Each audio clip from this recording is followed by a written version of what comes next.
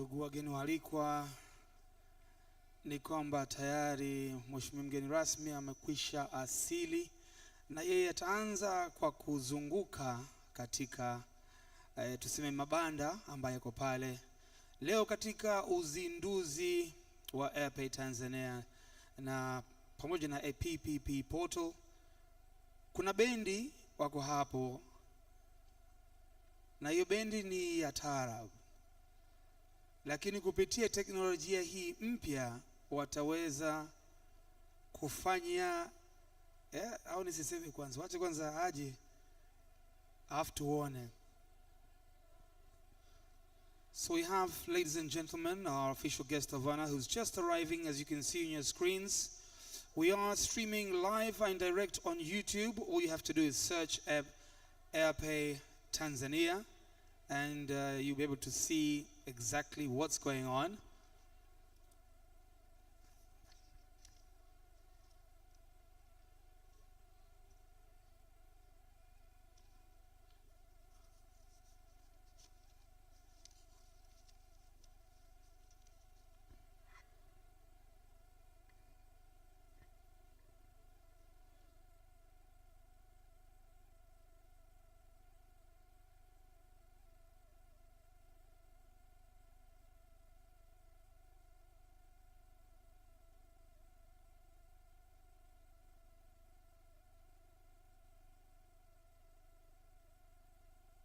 I'm informed that we have our guest of honor who has come through on behalf of His Excellency the President of Zanzibar and Chairman of the Revolutionary Council, Dr. Hussein Ali Mwinyi. And this is none other than Honorable Dr. Saada Mkuya Salum, Minister of State, President's Office, Finance and Planning.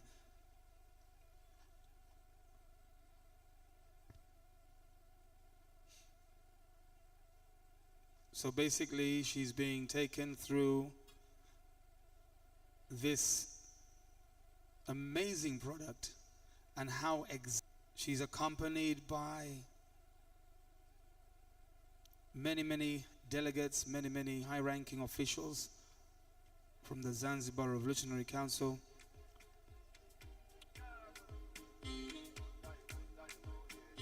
As you can see, there's a phone in her hand right there.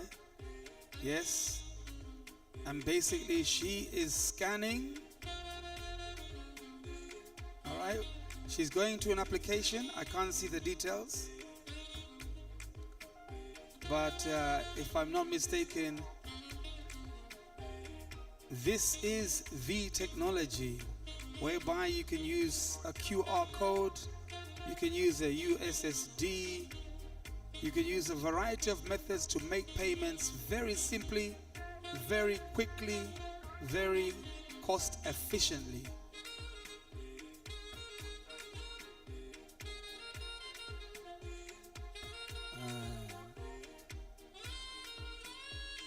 Hapo wanasema naweka tip. Tip iko shilingi ngapi? Kwa ajili ya bendi ya taarab ambao ndio wako nje wanapiga. Umeona Zeze iko pale, umeona Kanuni iko pale, umeona Udu iko pale. Hao ndio wataalamu.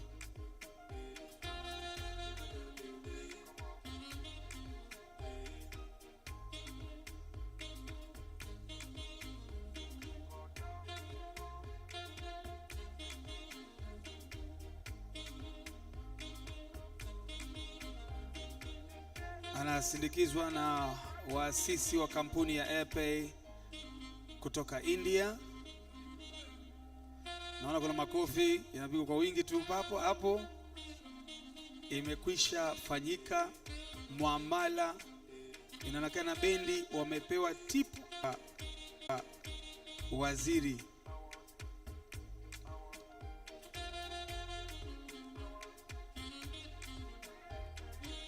Sasa wagawane. Huyu anaongea naye Mheshimiwa Waziri ndio mkurugenzi kutoka AirPay Tanzania, Mihayo Wilmo.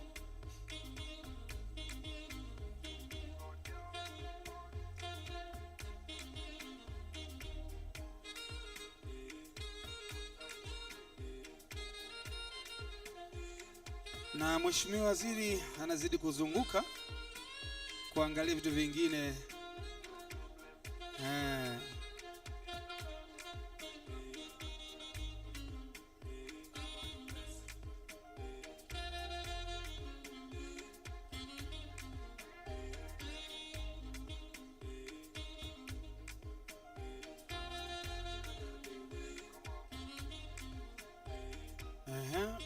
Kwa wale ambao hawaelewi, eti hii inaitwaje hii?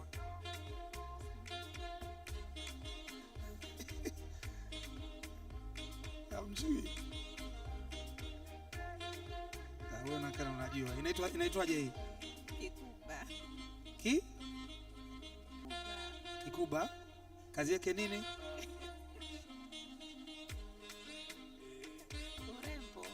Urembo eh? Haya jamani, kikuba, urembo huo. Umeona kuna kwa ni mzoefu wa kufanya malipo hayo. Ameshapendezeshwa na kikuba. Anaweka amount.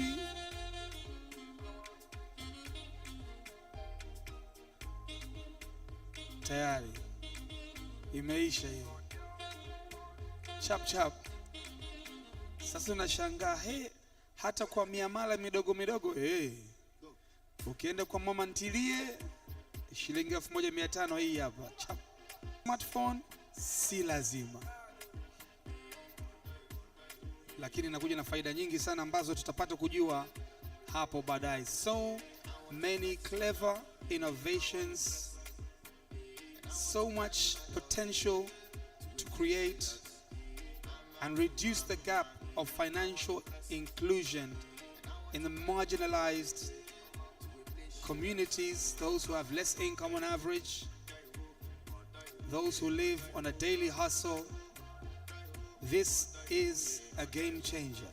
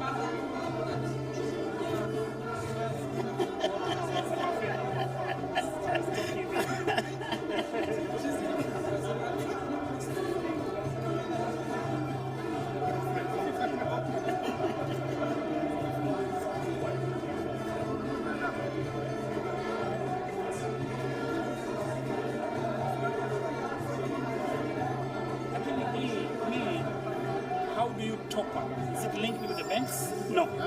This is inapita tu. Wewe unaambia choose Tigo Pesa. Unalipia Tigo Pesa. Muhimu yeye kuwa nayo. Sio wewe. Wewe unalipia mifumo yako ile ile. Yeye anaipokea ndo anakibenki kwenye simu. Get it? Kwa hiyo wewe hakubadilishi na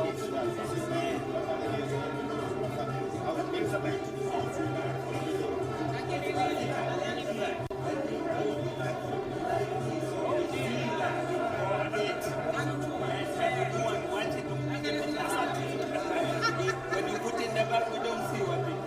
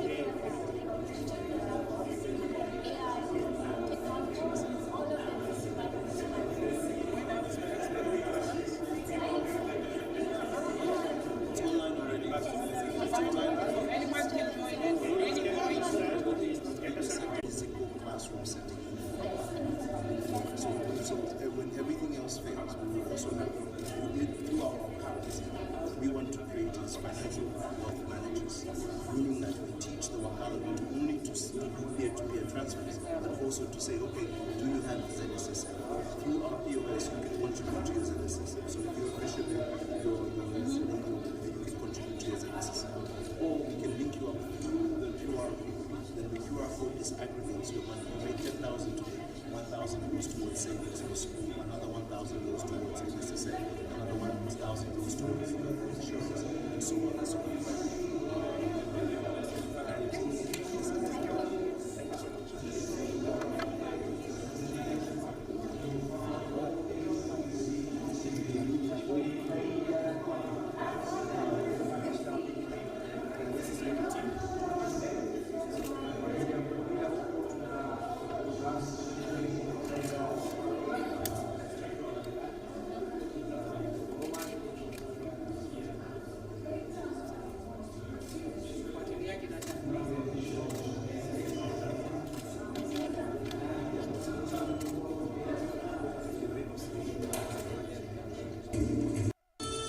For those who are delayed, of Wi-Fi. Just look for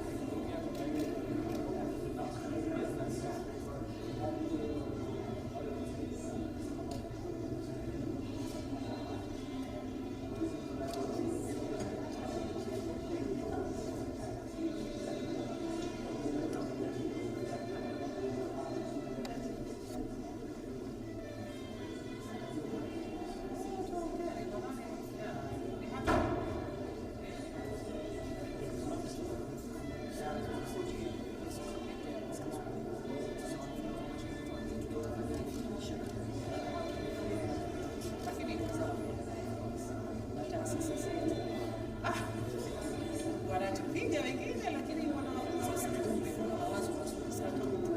Exactly. Maybe wana how does it feel? Sasa one of the things pamoja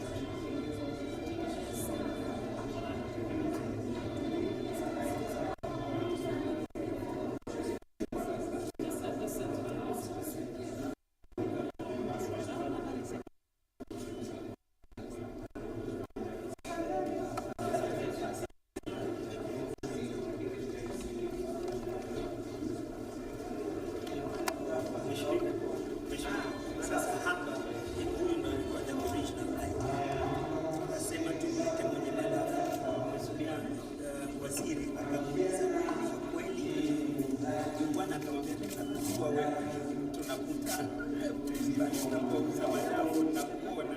Kwa hiyo tuseme kwamba we got the authentic business wajasiriamali wa Kiislamu. Bwana ndo kazi yake na yake hapa. Tunaomba sasa upate sasa tuongezee tufanye valuation ili jamani sasa kwa sababu maisha yangu hapa sasa hivi siwezi kununua.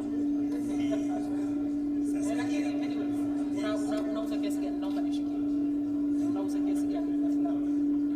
Tunauza gani dafu? 1000 tu. Wapi umetoa dafu?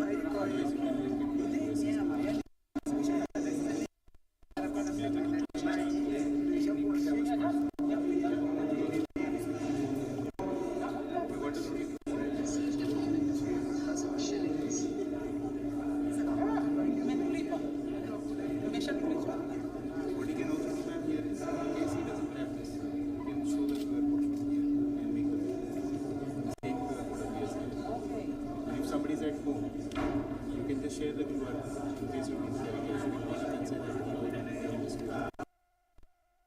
The other way to do it is we can put a sound box here. So instead of the phone, you just have this QR and sound box. So whatever money comes in the sound box will say as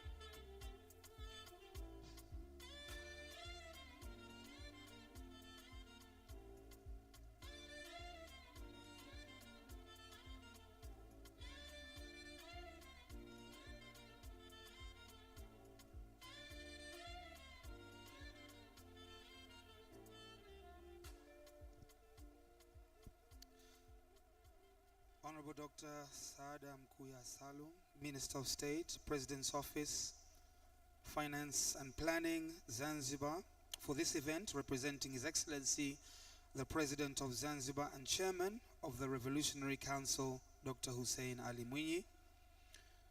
Honorable Zubair Ali Maulid, Speaker of the House of Representatives.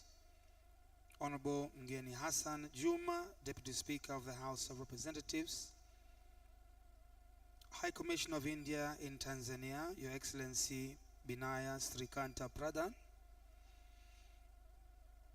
Honorable Mudrik Ramadan Soraga, Minister of State, President's Office, Labor, Economy and Investment. Honorable Minister of Business and Industrial Development, Omari Said Shaban. Honorable Idrissa Kitwana Mustafa, Regional Commissioner, Urban West Zanzibar. Honorable Principal Secretary, President's Office, Labor, Economic Affairs and Investment. Honorable Principal Secretaries, Honorable Regional Commissioners, distinguished members of the Zanzibar Securities Enforcement Agencies, Dr. Bill Kiwia, Zanzibar Commissioner for Public and Private Partnership, PPP, Juma Burhani, MD, Zanzibar Economic Empowerment Agency, ZEA, Mr. Rajesh Junji Unwala, Chairman, AirPay India, Mr. Kunal Junji Unwala, founder of AirPay India, co-founder AirPay Tanzania, Ms. Yasmin Chali, religious leaders present, distinguished foreign dignitaries, members of the media fraternity, distinguished ladies and gentlemen, habari za asubuhi. Assalamu alaikum. Good morning. Welcome to the official launch of AirPay Tanzania and the PPP portal. Thank you so much for your patience. Mheshimiwa mgeni rasmi, tunashukuru sana kwa uwepo wako. Tumeona wakati unazunguka na tumeona malipo ikifanyika kwa njia ya tipping. Kuna vitu umepurchase pale kwa kutumia teknolojia hii mpya Tanzania. Na watu wakasema unanunuaje dafu kwa shilingi 1000? That's a new technology. Tunazungumzia digital inclusion, ujumuishwaji wa kidijitali hapa Zanzibar na Tanzania kwa ujumla wake. Na nilisema wazi kwamba huyu muuza madafu si gelesha, ni kweli anafanya kazi ya kuuza madafu. Yule Masai anayeuza sandals pale, ni kweli ni Masai ametokea Oldonyo Sambu huko. So this is a real technology for real people, and this is an exciting time for Tanzania, exciting time for Zanzibar. Makofi tafadhali kwa AirPay Tanzania.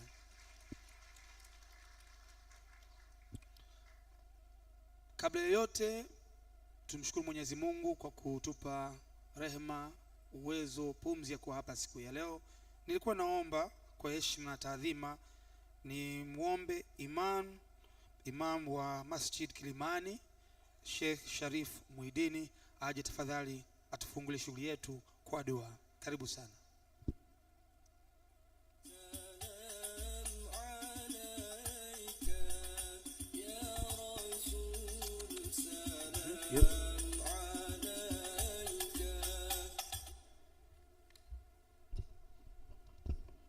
بسم الله الرحمن الرحيم.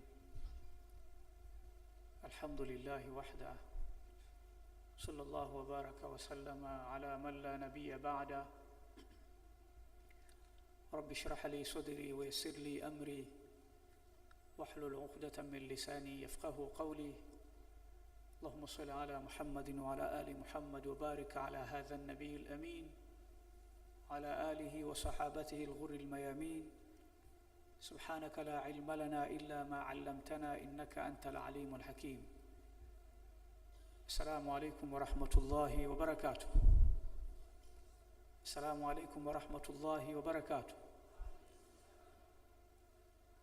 baada ya kumshukuru Mwenyezi Mungu Subhanahu wa Ta'ala na kumtakia rehema Mtume Muhammad sallallahu alaihi wasallam, Mheshimiwa mgeni rasmi, Waziri wa Fedha, mama yetu Mama Saada Mkuya, na waheshimiwa waalikwa mbalimbali, mliohudhuria katika shughuli hii maalum ya uzinduzi wa AirPay Tanzania pamoja na PP Portal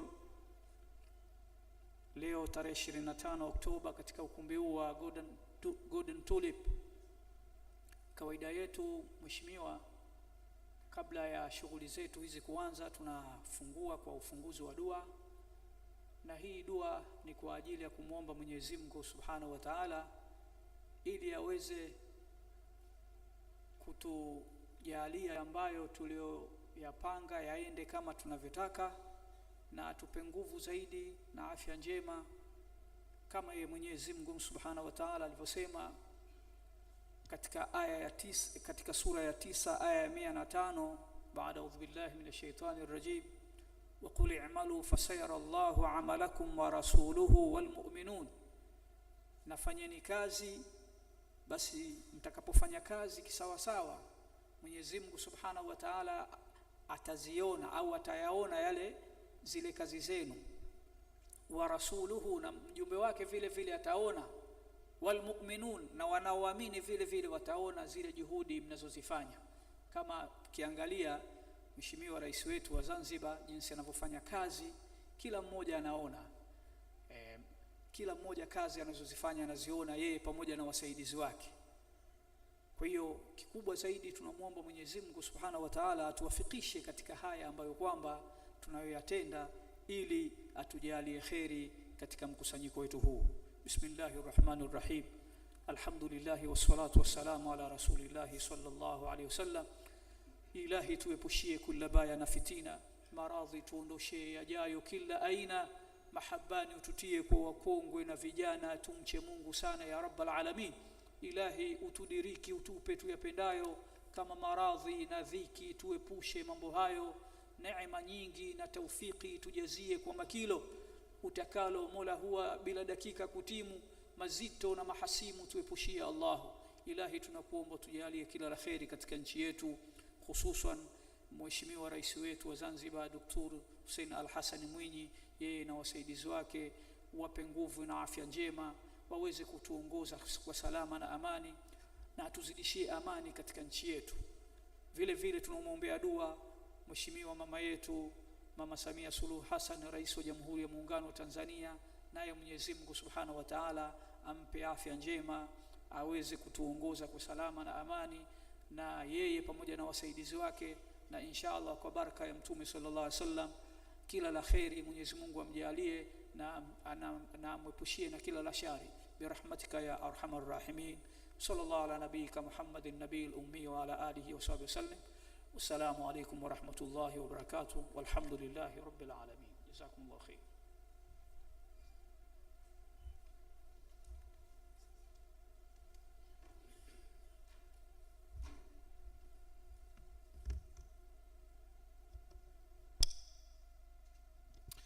Asante sana Sheikh Sharif Muhidini. Baada ya kukabidhi shughuli yetu kwa Mwenyezi Mungu, niko naomba kwa heshima taadhima, kila safari ina mwanzo wake. Kwa ajili ya faida ya wageni nitakuwa nachanganya lugha hapa na pale. So I'll be mixing languages for the sake of our guests who've come all the way from India to be with us for this momentous occasion. I would like to use this opportunity to please welcome none other than co-founder of AirPay Tanzania. Please welcome kwa makofi Miss Yasmin Chali. Karibu.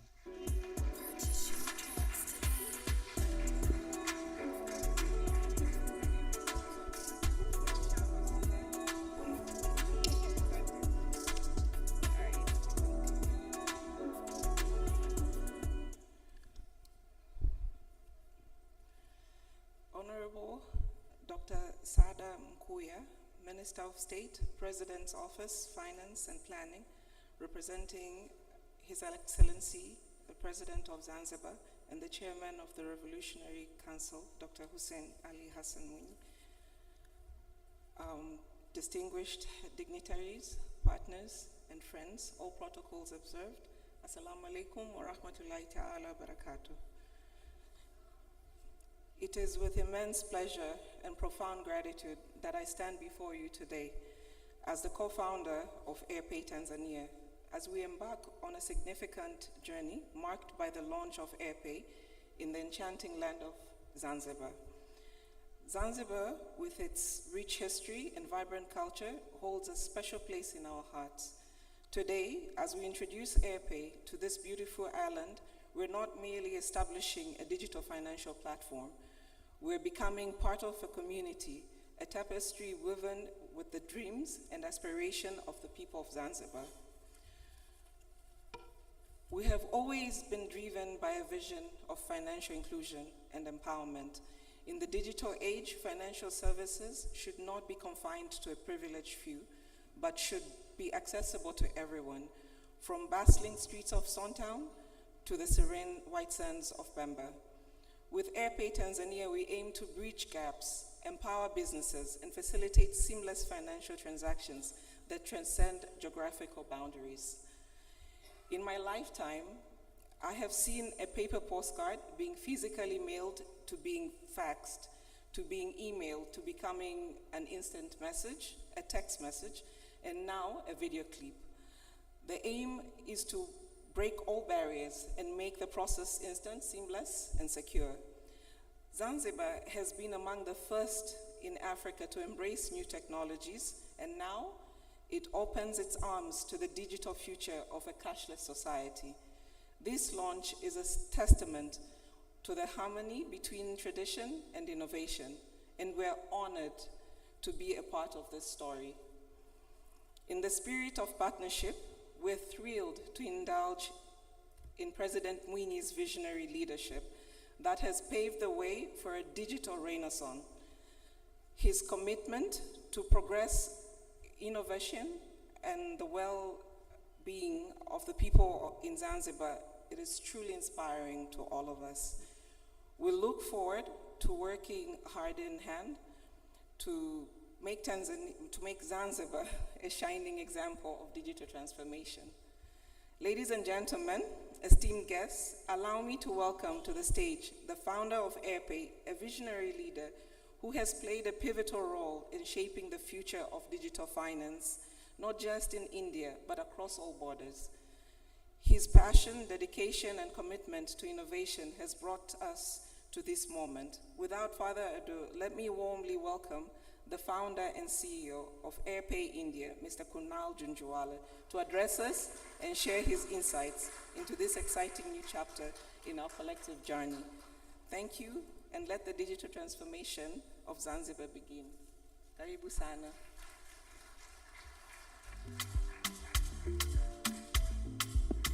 Purchase your tracks today.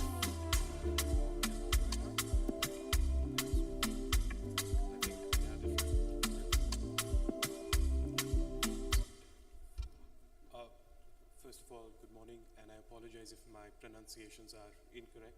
I'm just starting to learn Swahili, so please, I apologize for it right out of the gate.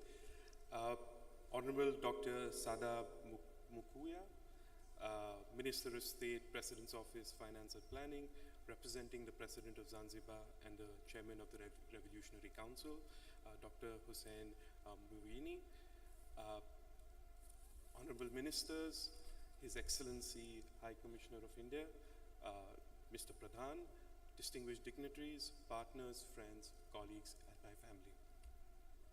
Ladies and gentlemen, greetings to all of you, and thank you for joining us today, this early morning, on this remarkable occasion.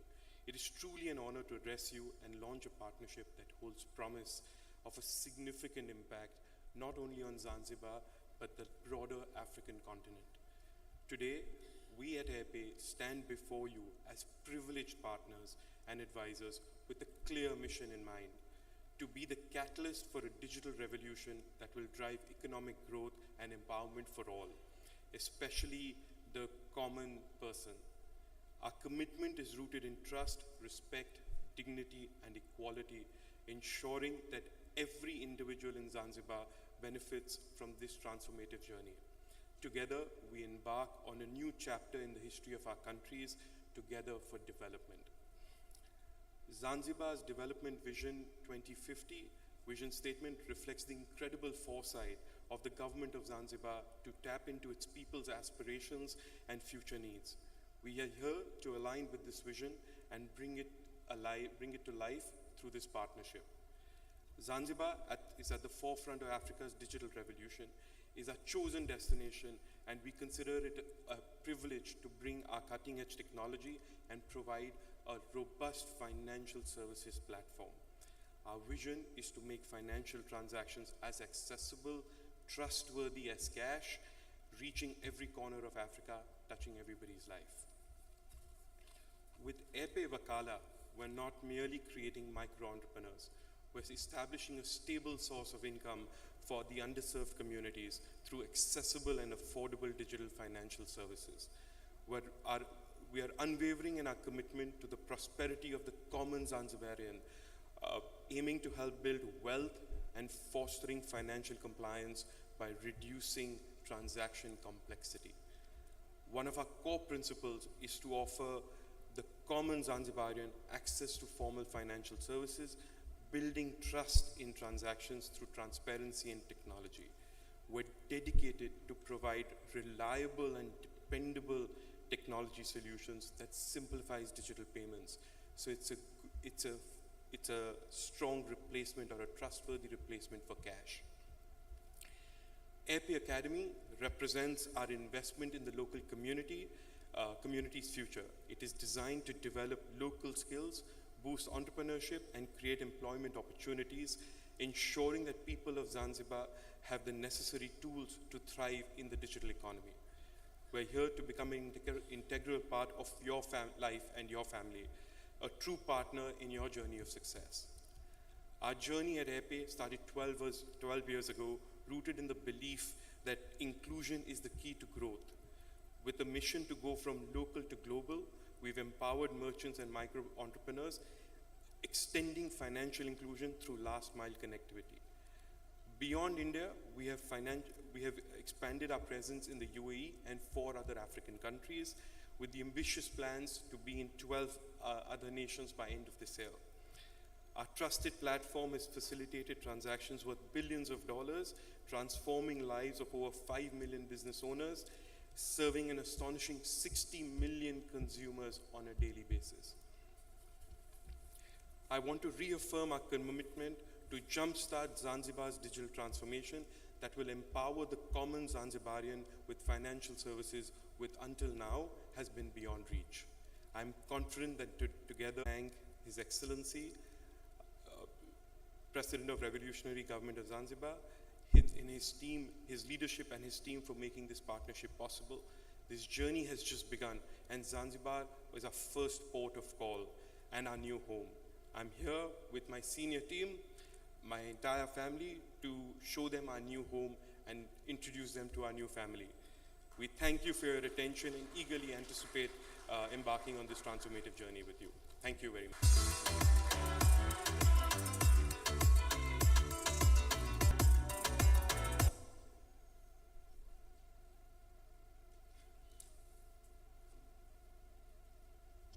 Makofi tena tafadhali kwa muasisi wa Airpay mtokea India.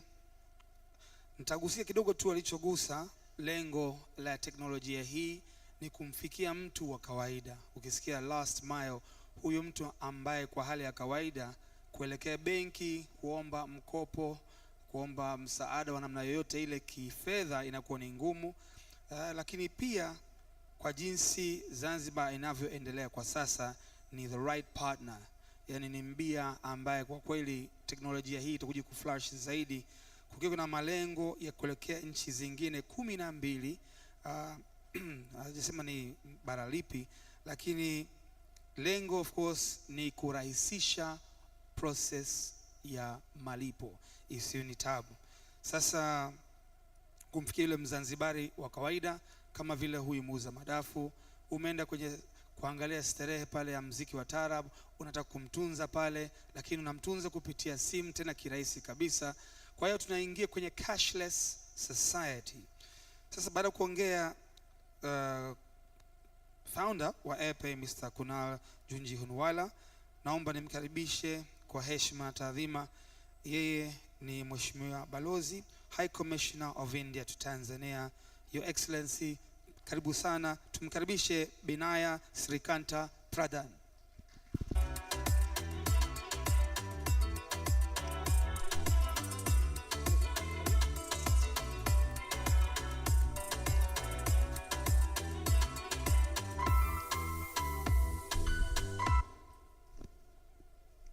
Her Excellency Dr. Sada Mukuya, Finance Minister, Government of Zanzibar, His Excellency Honorable Mudrik Ramadan Soraga, Minister for Investment, His Excellency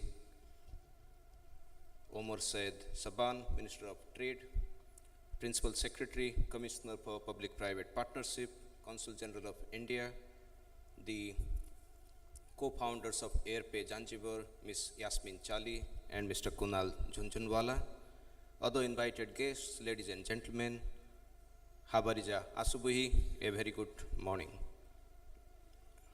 It's a great honor for me to be present here today at the launch of Airpay Zanzibar. When I, as an Indian representative, looks at Zanzibar, I look at it from a different perspective. It would not be incorrect to say that Zanzibar is the confluence of India and Africa, for not today, but for last 2000 years. The trade between India and Africa, India and East Africa, was primarily happening through Zanzibar. The presence of Indian diaspora over last 200 years is again rooted through Zanzibar. So as I said, it's the confluence where India and Africa meet. And it's befitting that today we are having launching of a 21st century initiative in Zanzibar by an Indian enterprise. Excellency, ladies and gentlemen, I have spent more than 2 years now in your beautiful country. I have been visiting to this beautiful island nation for I think more than 12 times now. And I have observed the initiatives taken by the government of Zanzibar in terms of promoting digital technology, in terms of promoting digital economy, and making Zanzibar an innovation hub. Recently, as I remember, the President launched Zanzibar Digital Government Strategy. He also launched in few months back Human Resources and Payroll System, e-office online employment system. So these digital reforms show the Zanzibar government's commitment to use information communication technology in developing the economy and simplifying the lives of the people of Zanzibar. I would give the example of another bold step taken by the government of Zanzibar under the leadership of His Excellency President Dr. Hussein Ali Muini. That is to set up the first offshore campus of world-renowned Indian Institute of Technology here in Phumba town. As we speak, the first batch of students for undergraduation and post-graduation are arriving in Zanzibar. They will pursue Bachelor of Science and MTech in Data Science and Artificial Intelligence, and the institutes would be inaugurated by His Excellency the President on 6th of November. So I can speak with confidence that while IIT Zanzibar will emerge as the most premier technical university in the continent, thank you. But simultaneously, Zanzibar is also destined to emerge as a major hub of digital technology and innovation of entire African continent. Friends, digital technology, I don't think I have to speak about the value of digital technology in promoting governance, in bringing government closer to the citizens, and making government citizen friendly. But I'm sure Zanzibar it stands to benefit the by adopting a similar approach to digital public infrastructure like we have done in India in last few years. We have noticed that using this digital public infrastructure in India, the government has come closer to the citizens. The interaction between the government and the citizens has drastically improved. Last fortnight, we were present in India for the state visit of President of Tanzania, Her Excellency Dr. Samia Suluhu Hassan. During the visit, I would say it was a historic visit. During the visit, we elevated our relationship between two nations to that of a strategic partnership. His Excellency Minister of Trade was present with us during the visit. And we saw 15 agreements being signed, primarily related to trade and business. In fact, one among them was the agreement for partnership for digital public infrastructure. That is going to provide a framework where companies like AirPay would operate and bring the two countries together. Furthermore, as chairperson of G20, the Prime Minister of India, His Excellency Narendra Modi, has made commitments to promote digital solutions and fostering international partnership with the friendly countries of the global south. In this context, AirPay partnership is going to help India and Zanzibar to work together to create robust digital ecosystem, to improve financial inclusion and foster stronger economic ties. I am happy that they are setting up AirPay Academy in Zanzibar. They are here to stay. As you can see from their plans of investment, plans of setting up a campus, that shows their commitment. At a personal note, you can see the entire family here. His father, a big businessman himself, the entire family is present here. That shows the commitment of the company to be present here with you in long term. In conclusion, I would say that adoption of digital technologies by Zanzibar would improve not only the well-being of people, but their relations with the government. In larger context, partners like AirPay will help to better connect the people and business communities of India and Zanzibar. I conclude by conveying my sincere gratitude to the government of Zanzibar and President His Excellency Dr. Hussein Ali Muini for trusting an Indian enterprise in this important and noble initiative. I thank you all for your attention. Asante Nisana, thank you very much.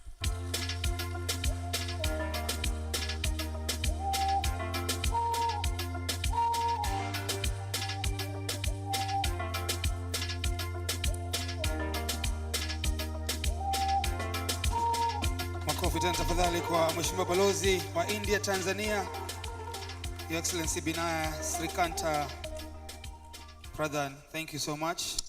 Amegusia kwamba pamoja na kwamba amekaa muda mfupi tu kidogo Tanzania, miaka miwili, lakini tayari ameshakuja Zanzibar hata mara 12. Ameona jinsi uchumi unavyostawi chini ya uongozi mahiri wa Mheshimiwa Rais Dr. Hussein Ali Mwinyi, lakini vile vile hata jana usiku kuna kikao maalum ambapo kuna MOU, mikataba ya Memorandum of Understanding ambazo zilisainiwa takriban 15, na hata waziri mkuu wa India, Prime Minister Modi, ataweka mkono wake wa baraka na nia na madhumuni kwa ajili ya kuendeleza hasa wale ambao wako nje ya mifumo ya kawaida ya kifedha. Kwa hiyo AirPay Academy iko Tanzania, ndio alivyozungumza, na kama alivyosema awali, AirPay Academy ni yale mafunzo ya kumruhusu mtu aweze kujua jinsi ya kuwa na pesa, kuistawisha pesa, ili na yeye atamfundisha mtu mwingine. Makofi tena tafadhali kwa AirPay. AirPay oye. Kwa chai amna? Hapo nirudie. AirPay oye. Zanzibar oye. Aya. Sasa ili kukamilisha zoezi nzima lazima kuna MOU, lazima kuna document zinatiliwa saini, lakini kabla hapo ningependa sana kumkaribisha director wa e-government, e-gov director, yes mwingine, tumpige makofi, Saidi Saif Saidi.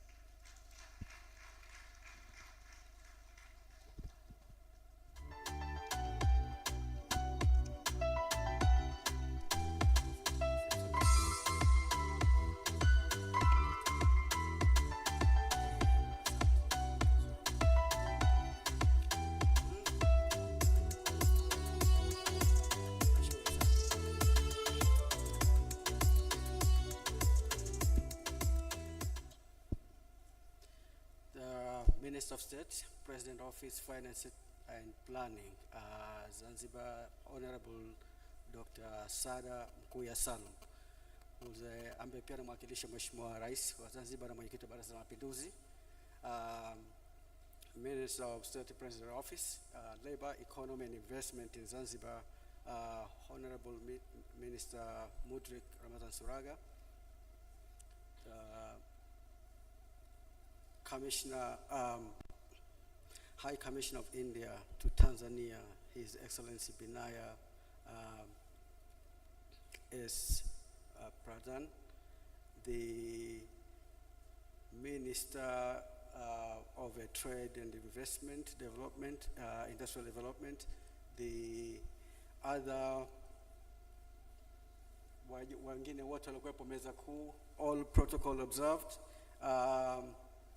various leaders from the public and the private sectors who are here today. Assalamu alaikum. I want to say, first of all, today is a remarkable day because, first of all, we have three ministers that are really making Zanzibar a different. We have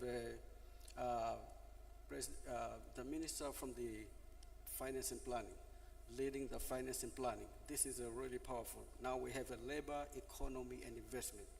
That is also powerful. And then we have a trade and industrial development. That is really powerful. These three ministers are really, want to say, being them here as a special today and being with the airpay, it really makes a difference. So thank you very much for being here. Today marks a very important milestone in the digital transformation calendar in Zanzibar. Indeed, the Zanzibar e-government agency is in which I serve, whose team, together with other supporting government agencies, especially the Zanzibar Public and Private Partnership PPP department, headed by the Commissioner, Dr. Bill Mrimakiwia, as well the Attorney General Office, have demonstrated that patriotism and common good supersedes personal interest when they went the extra mile to deliver on the success of this day. The Zanzibar e-government agency did adapt, as His Excellency High Commissioner mentioned before. We adopted a 5-year digital economy 2023. His Excellency President of Zanzibar inaugurated the digital government strategy, which started from 2023 to 2027, which is the 3-year, which is a clear instruction for 7 online access and payment of government service before end of which is this year, which is a good thing because I'll say, God willing, inshallah, will deliver the online services by the end of November this year. His Excellency the President's vision of diversifying Zanzibar economy and focusing more on enhancing our local production capabilities, direct foreign income through exports, has only deepened our mission to position innovation and of the new normal. Going forward, we see the creation of more job opportunities coming by way of reducing the shadow economy, currently representing about 47% of the United Republic of Tanzania GDP, with an estimated of 84 billion US dollars ticket value. Effective partnerships and financing Zanzibar digital economy infrastructure cannot be emphasized further. Our over-dependency on traditional funding methods and models has slackened the achievement of Zanzibar transformation agenda. And you have since taken a position as the regulatory agency and an oversight authority. Going forward, I personally think that all major ICT infrastructure projects only be accomplished by way of a private funded initiative, which is a function of the public-private partnership framework. And that's the reason we are honored today as we put pen to paper on this step of signing this MOU, is that the leadership of AirPay and its support associates, particularly those from the India government, will go to the journal of history of having taken a bold step to join the revolutionary government of Zanzibar in supporting a Zanzibari priority in the Zanzibari way of doing things. We are indeed indebted for this courage decision, and we do not take this gesture any lightly. As we get into a runway of the Zanzibar digital economy transformation journey, the execution of this MOU today commemorates commitment on the part of AirPay and its support associated to deliver the key pillars to the digital transformation infrastructure, such will include design, implement, and support a modern state-of-the-art data center with the capacity to support our pan-African digital transformation agenda. Hapa nilikuwa ninasema tu kwa wenzetu wote ni kwamba katika mambo ambayo AirPay wanakuja kushirikiana na sisi, ambapo itatupa nguvu ile dream ya Zanzibar kuwa ni center of excellence, kwamba the rest of Africa waweze kujifunza. One of them is to have a state-of-the-art data center. Na wenzetu wa AirPay tumekuzungumza ili pamoja na wapo 100% katika kukubaliana na sisi kama kuipeleka Zanzibar mbele zaidi.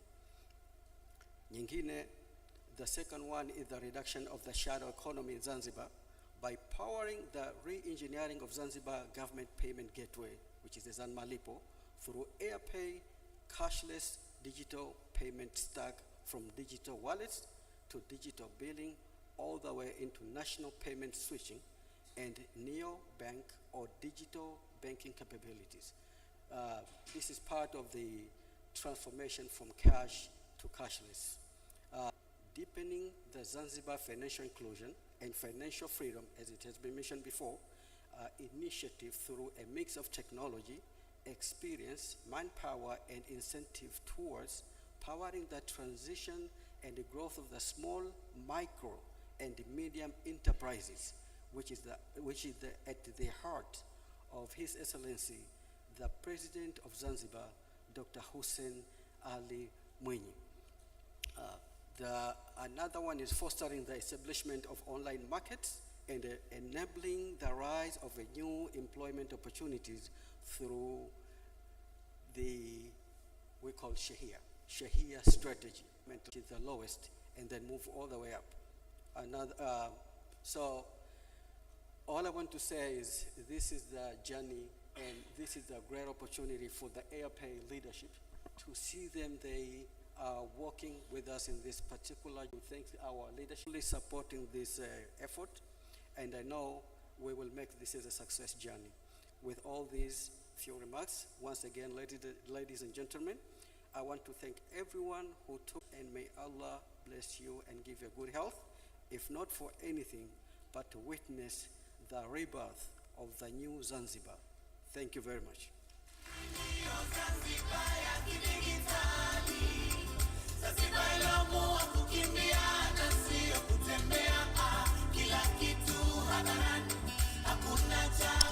Makofi tafadhali kwa e-government agency Zanzibar director. Asante sana Said Saif Saidi. Hapa naomba tujue kwamba digital inclusion lazima inamaanisha ya kwamba unamuempower, unampa uwezo kiuchumi yule mtu wa kawaida. Nimkaribishe Zanzibar Economic Empowerment Agency Director. Please welcome Mr. Juma Burhani. Karibu sana. Makofi kwa tafadhali.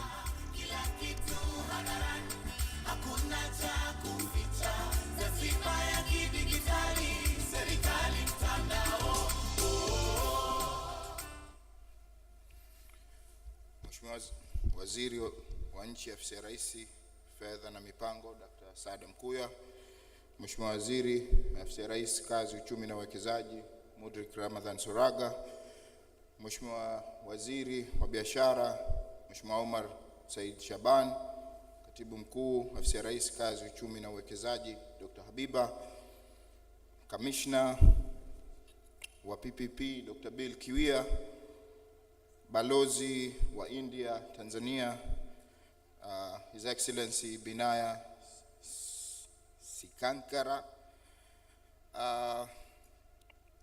Founder wa AirPay, Mr. Kumal, Co-founder dadangu Yasmin, Assalamu alaikum. Mheshimiwa mgeni rasmi, kawaida ya sisi wakala wawezeshaji wananchi huwa tunasalimiana kwa salamu ya tofauti kidogo. Kwa naomba uniruhusu kwa leo nisalimie kwa salamu hiyo. Naomba niwasalimu kwa jina la ZEA, nijibu uwezeshaji uendelee. Na wasalimu kwa jina la ZEA. Kuna sauti hazitoki. Na wasalimu kwa jina la ZEA. Asanteni sana. Naomba niungane na wenzangu kwa kumshukuru Mwenyezi Mungu kwa kutujalia kuwa na afya njema na kuwa pamoja nasi katika leo hii, siku hii adhimu ya uzinduzi wa AirPay pamoja na PPP portal. Lakini pili, nimshukuru sana mgeni rasmi kwa kuwa nasi na kuhakikisha mahafali haya yanafanikiwa.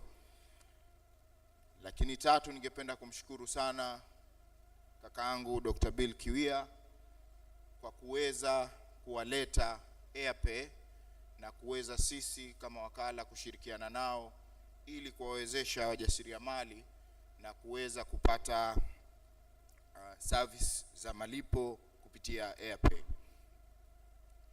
Mheshimiwa wakala wawezeshaji wananchi kiuchumi, kama unavyojua, taasisi hii imezinduliwa rasmi mwaka jana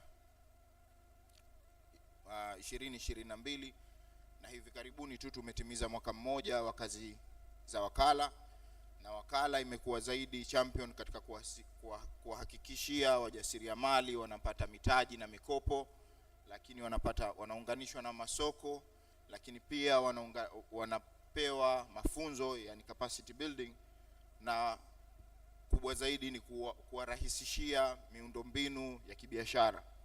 Hii leo tutakwenda kutia mkataba pamoja na AirPay na tunakwenda kweli kutengeneza digital transformation. Digital transformation hii itawezesha wajasiriamali kuweza kupokea malipo na lakini zaidi kufikia lile lengo la financial inclusion kwa wote. Wakala imepata chance kubwa hii ya kuingia mkataba huu. Tutakuwa tuna uwezo wa kuwapatia sasa wajasiriamali QR code kama ulivyokuwa umepita kule, unawatunza tarab kwa kutumia QR code, lakini tutakwenda zaidi ya hapo kuwa na POS machine kwa wale ambao wamekuwa, ili kuweza kupokea malipo katika channel tofauti, yani omni channel payment service. Pia Mheshimiwa mgeni rasmi, hatutoishia hapo tu kwamba wanahitaji kupata malipo, lakini sio tu malipo, lakini mjasiriamali atakuwa na uwezo wa kupata kuwa kama ni wakala wa kama Tigo na hizi MNOs nyingine, kwa sababu yeye atakuwa na uwezo wa kupokea fedha kidijitali. Anapotokea mtu mwingine mwenye cash, anaweza akaipokea na akaituma tena. Kwa hiyo kwenye hiyo system mjasiriamali atapata extra business ya kuweza yeye kuuza au kupata commission kwenye ile transaction ambayo anayofanya. Hii ni jambo kubwa sana kwa wajasiriamali, lakini pia kuweza kucontrol suala la uchumi, inflation. Currently unaweza ukakuta jambo dogo tu la kwamba mjasiriamali unakwenda kununua dafu, unampa mjasiriamali 10,000 lakini anashindwa kuwa na change. Kwa hiyo either atakosa au anashindwa kukosa ile biashara, au unasababishia kwa mfano biashara yenye ya 700 anakosa kuwa na 200, anaisababishia biashara ile kukua kwenye 1000. Kiuchumi anatengeneza inflation kwenye ile product.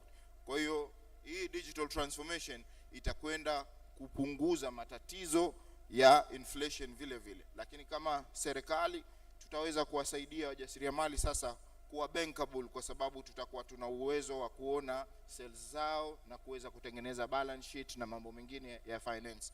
Kwa hii niwashukuru sana AirPay, niwashukuru sana co-founders na founder kwa kukubali kuja sasa. Leo tutakuwa na hafla hiyo ya utiaji saini ya makubaliano yani MOU, na hivyo tutakuwa sasa tuna uwezo ZEA ya kutoa service sio tu zile za kawaida za kutoa mikopo na mambo mengine, lakini tuta extend service ya kuwapa hizo POS na QR code. Kipekee vile vile nimshukuru Dr. Bill Kiwia. Hii tutakwenda vile vile kwenda kutengeneza mradi mwingine ambao tunategemea tutauita 1D 1F, yani one district one factory, kwa wale ambao watakuwa au community PPP, ili kuweza kusaidia wajasiriamali ambao hawatoweza kumigrate kutoka sehemu moja na nyingine, na hivyo kuwapatia kazi katika area zao husika. Lakini naomba vile vile nishukuru wizara yangu ya Afisi ya Rais, Kazi, Uchumi na Uwekezaji kwa kuwa pamoja katika kila hatua tunayokwenda upande wa ZEA, lakini vile vile kama wizara tumekuwa tunafanya kazi kwa pamoja na tuna drive ya pamoja kuhakikisha service, kuhakikisha maendeleo ndani ya nchi yanapatikana kwa ukubwa wake. Kwa haya machache niwashukuru sana kwa kunisikiliza na asanteni sana.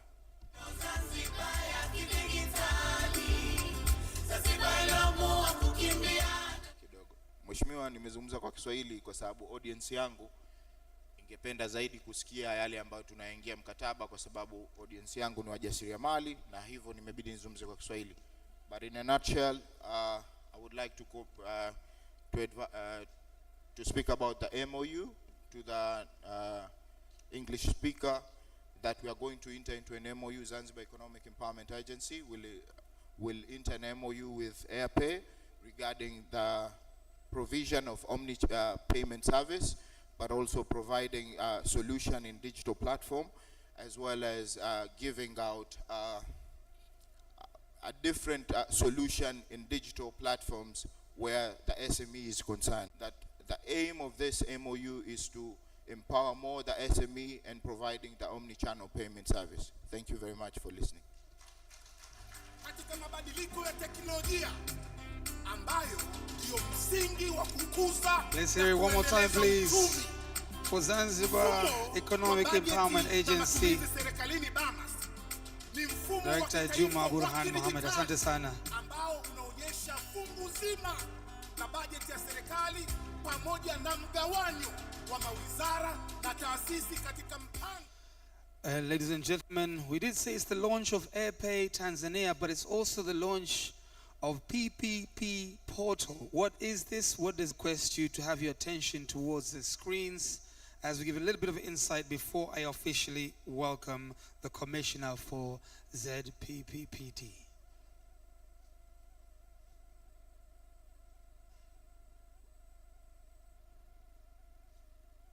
Investors Portal, and this is how you can join to Investors Portal. First step, enter to www.zppp.go.tz. Sign up to the portal and fill the information below. On the dashboard, there is registration, application, bill, reference, save, and financial information. On the application, the following information has to be filled: unsolicited proposal submission, letter of intent submitted, then track the project into the dashboard. And now you are successfully joined PPP Department Investors Portal. You are welcome. Welcome to Zanzibar PPP. ZPPPD, yani unamtoa mtu wakati mtu ambaye anakuambia sasa sikiliza, mimi ndio namfahamu vizuri, wewe nimalizane na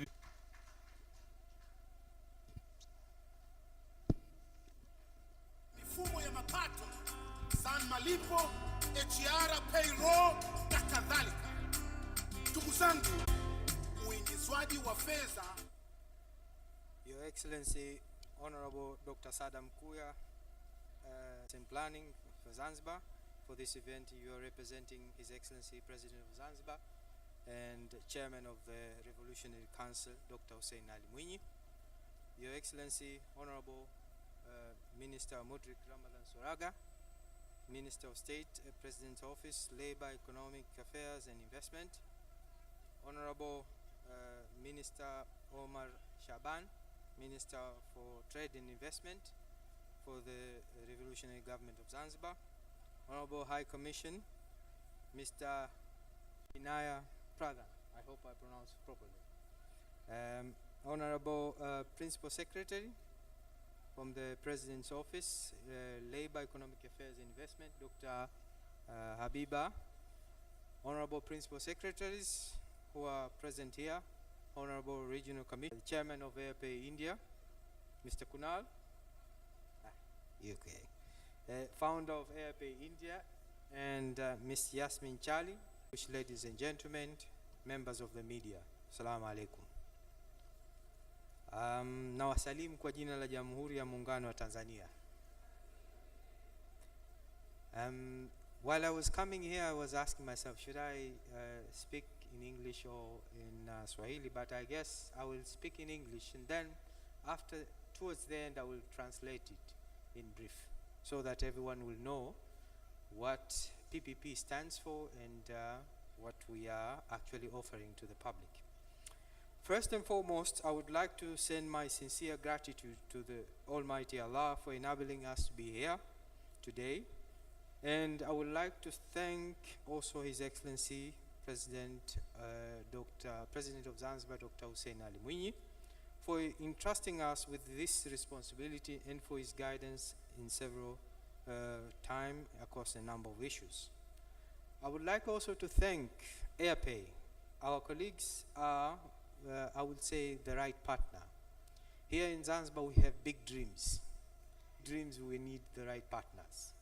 So I believe AirPay, with this kind of approach, we are going to achieve whatever we are having in our plans. Established under the PPP Act of 2015, and it has a number of milestones that were achieved. Similarly, also, PPP department was headed by previous commissioners. I would like to acknowledge the achievement, which is Dr. Rahma and Professor Hikmani, who were the commissioner before myself. And I commend for their wonderful effort. However, we must move on. So, distinguished ladies and gentlemen, the PPP department has several key milestones. We have managed to mobilize 13 projects so far with a feasibility study. Some of these projects are actually being implemented by the government as we are speaking.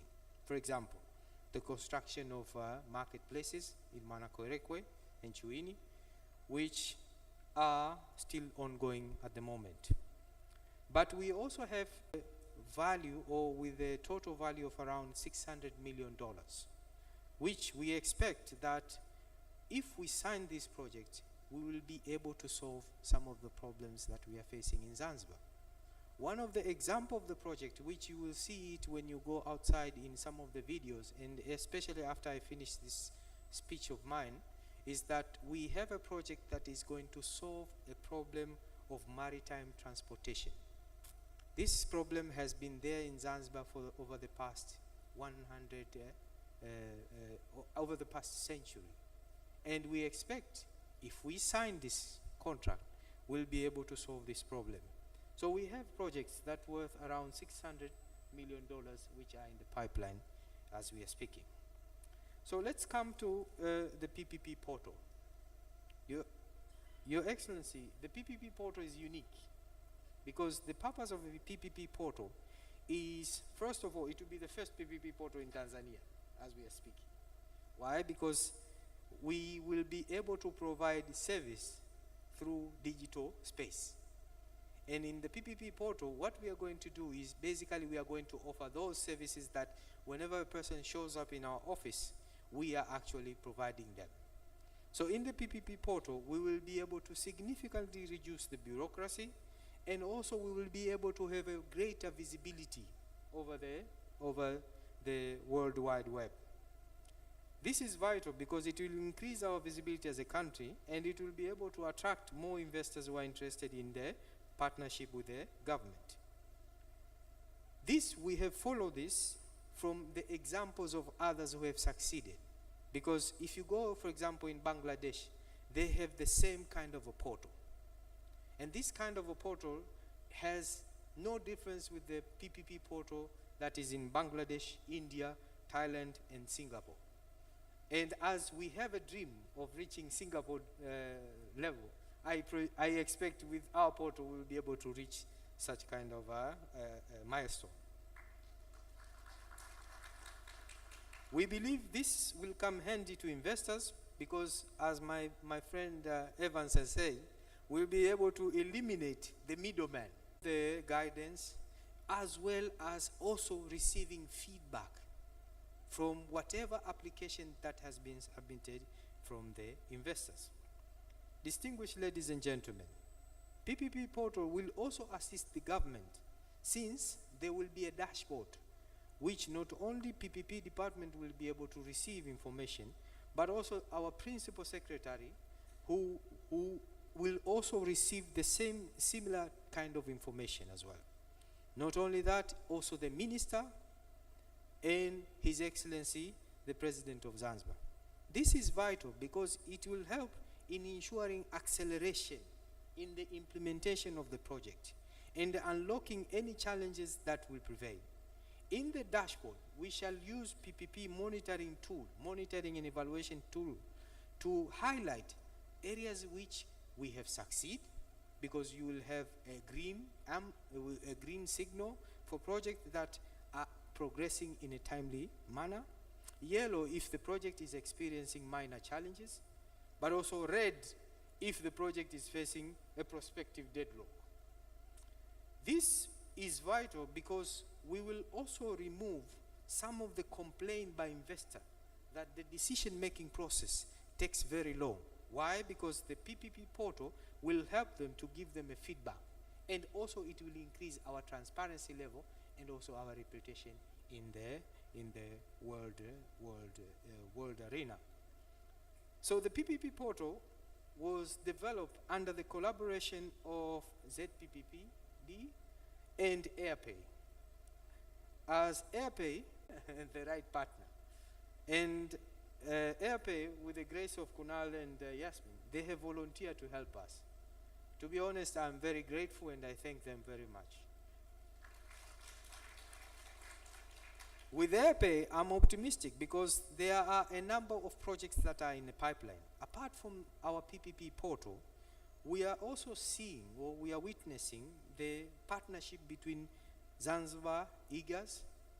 We are also witnessing a partnership between Zanzibar Economic Empowerment Authority. Both were coordinated and supervised by our department. And this, to us, is a milestone because these are some of the pipeline projects that we have in our strategy. We have around more than 13 pipeline projects with a total value of around $1, which we are looking for investors to engage them as well as collaborating with them so as to be able to solve some of the problems that prevails within our community. Distinguished ladies and gentlemen, despite all this success, we also do have some challenges as well. And one of the greatest challenges that we face is that our current model of operation hinders our performance. However, we are asking, or we are requesting, to emulate a similar kind of model like in the mainland, whereby a PPP is a semi-autonomous, or, if preferable with your preference, your excellency, to be autonomous, if you allow us so. Why this is vital is because in order for us to be able to be innovative, in order for us to engage more often, we need to have that kind of independence so that we can speak with our development partners in different aspects. For example, we have collaboration with the World Bank, we have collaboration with some of the high commissions, such as the British High Commission, but we are limited in terms of how we can engage them because we are under the ministry. Therefore, we urge, or we ask, to be considered in that aspect in the future so that we can be able to do more activities if it allows so. Distinguished ladies and gentlemen, we have a video over there that shows how strong partnerships are actually being forged.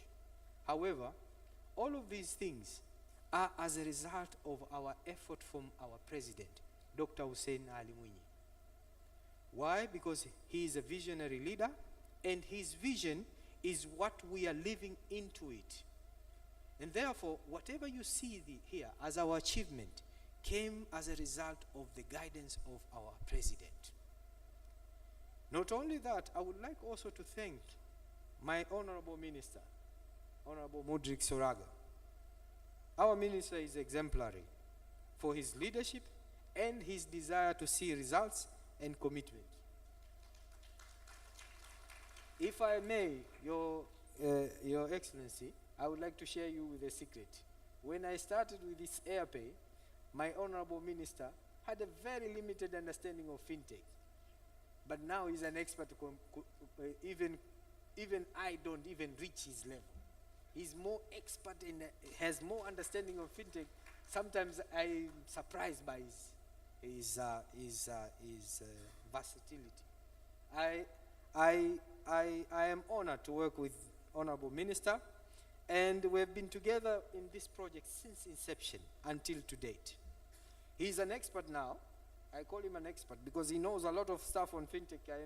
Sometimes I'm surprised, and I am privileged to work with him. I also thank my principal secretary for her support and advice.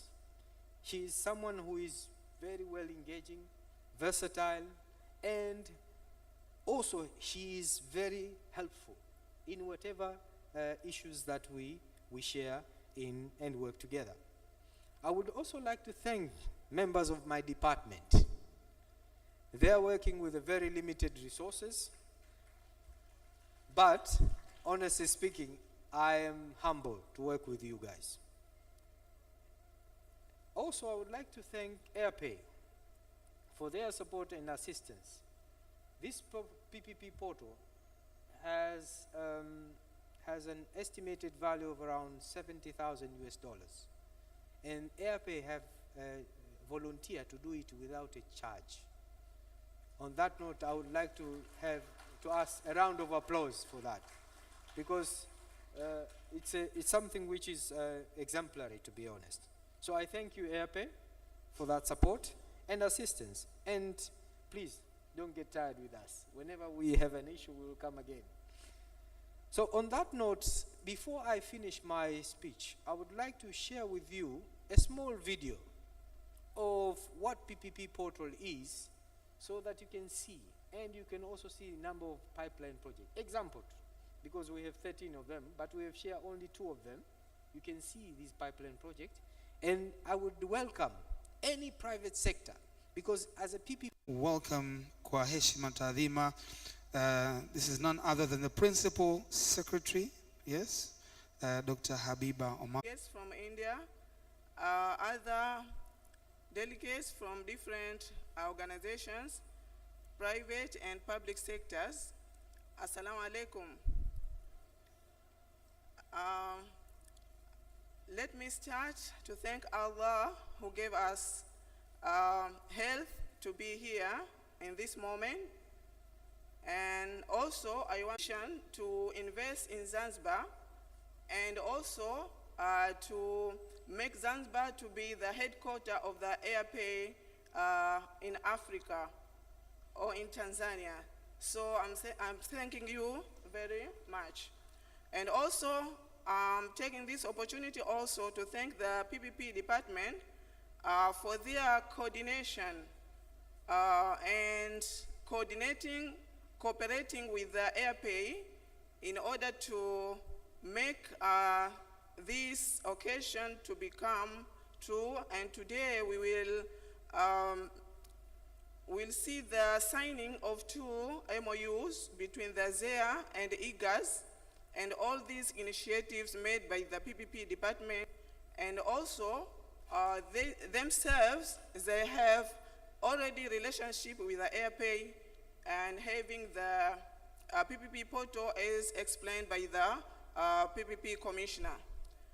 I just want to encourage not only in this service for payment, but they can go further in other services, as we see in other countries, such as services for transportation, which are made digital. You can book a cab, a boda or bajaj using your phone, such as Uber in the mainland, Dar es Salaam and Bolt.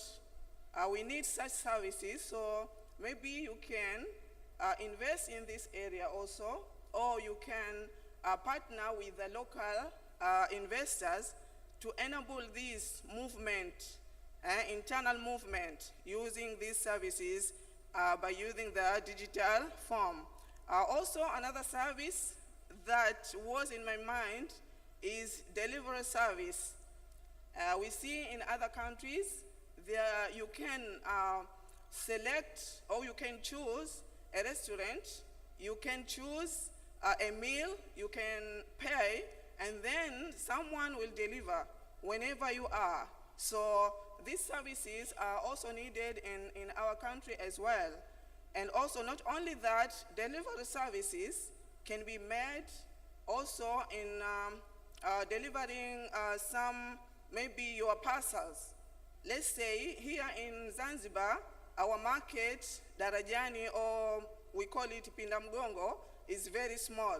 You can buy and carry yourself, but let's say you are in Kariako, Dar es Salaam. You want to make shopping and buy a lot. Also, use a digital service to book a cab or boda to carry some of the purchased items to your home while you are continuing shopping. So all these services are needed. Therefore, I'm encouraging you, AirPay, to come and invest more, either on yourself or by partnering with the locals in order to enable digitalization, as we are expecting to become the digital hub. After saying this, I'm thanking you all for coming in this event and thanking the Honorable Minister for his presenting here, as these AirPay services will enable Zanzibar or Tanzania now to meet the financial inclusion as we have arranged in different missions. Thank you.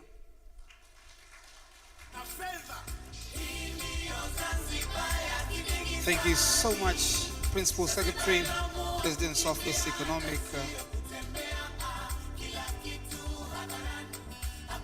Tunashukuru sana Dr. Habiba Omar. Ladies and gentlemen, the moment we've been waiting for is finally here. We're going to have MOUs signed on the table you see right here on my right-hand side. And we'll have 3 separate signings. And we'll start off, Mheshimiwa mgeni rasmi, tutaanza na PPP portal, and then itafuata ya ZEA, and thereafter ya e-government agency. So what will happen is, of course, that kila taasisi na mwanasheria wake will make sure the documentation is correct, and of course thereafter, as soon as they sign, documents zitaonyeshwa front page lakini zitaonyeshwa kwa umma, and of course the brass band will do their thing. All right?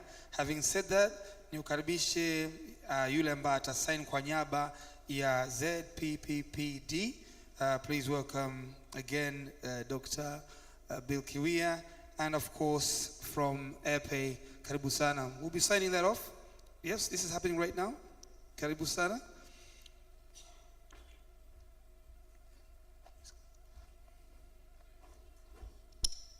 Is there some music, please?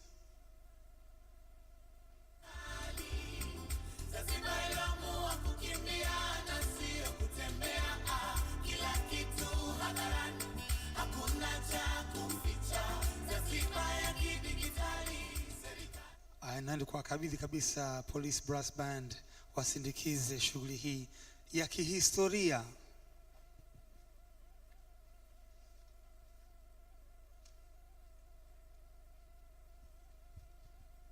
Yeah.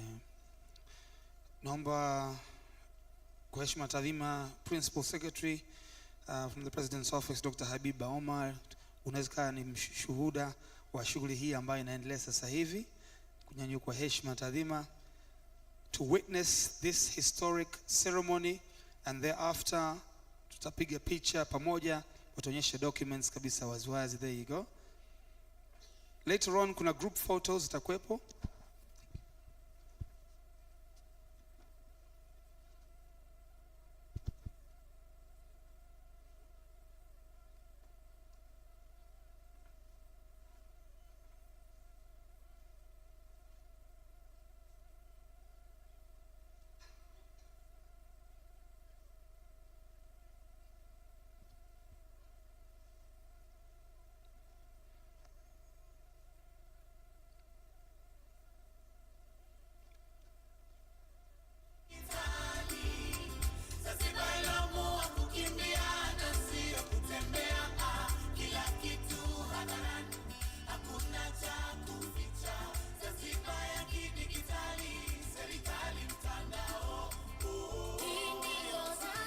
Tutakaofuata hapa ikisha sainiwa, tutaenda moja kwa moja katika taasisi ya pili ambayo ni Zanzibar Economic Empowerment Agency, ambayo si mwingine MD Juma Burhan Mohamed, kina mwanasheria kutoka sehemu husika. Ladies and gentlemen, I believe we have the same makofi tafadhali, history in the signing.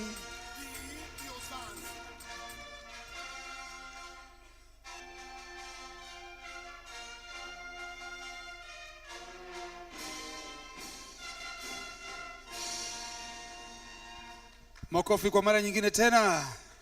Such as this, efficiency, feasibility, transparency. Nimkaribishe basi MD wa ZEA, Mr. Juma Burhani Mohamed, anasaini na Airpay Tanzania. Huyu ni co-founder hapa Tanzania, kwa jina anaitwa Ms. Yasmin Charlie.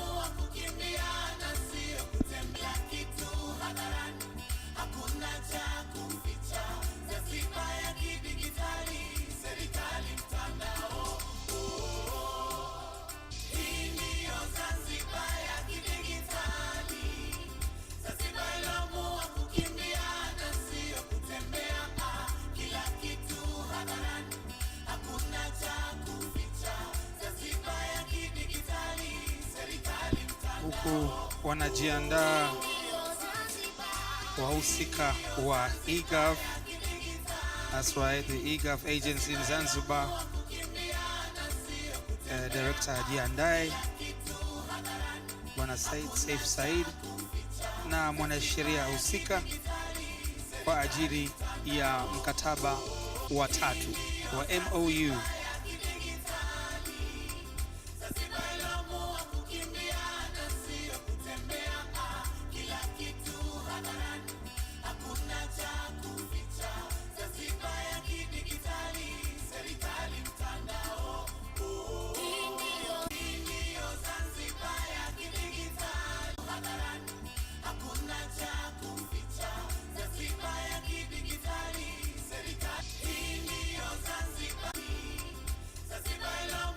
Ladies and gentlemen, tayari imesainiwa hiyo.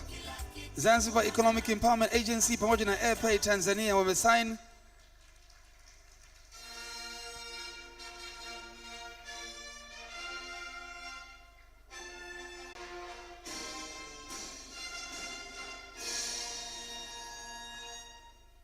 Msisahau kuonyesha mkataba kwa mheshimiwa mgeni rasmi hapo. That's right. It's happened once again. Ni waombe wale ambao wako sasa e-gov agency Zanzibar, naomba mkurugenzi pale Said Seif Saidi pamoja na mwanasheria husika, huku ukitazama kwenye screen kuna mambo fulani muhimu sana, amazing, ndivyo itakavyokuwa hii hub. That's right, yep, things are moving at very high speed. Tunasema vitu vinasogea kwa speed ya 5G.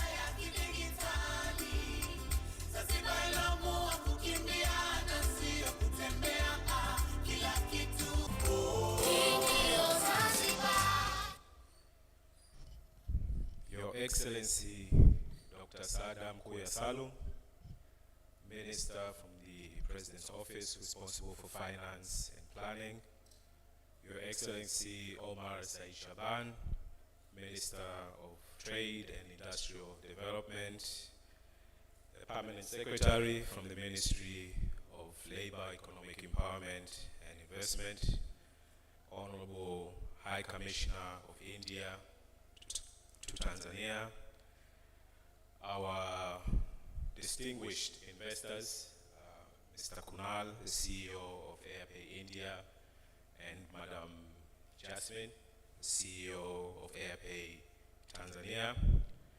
I would like to recognize the presence of our Commissioner for Public-Private Partnerships, our Permanent Secretary, Dr. Habiba, our government officials, directors, head of government agencies, members of the security and armed forces, without forgetting the distinguished parents of Mr. Kunal, the father and the mother, and Jasmine's father, who are present here.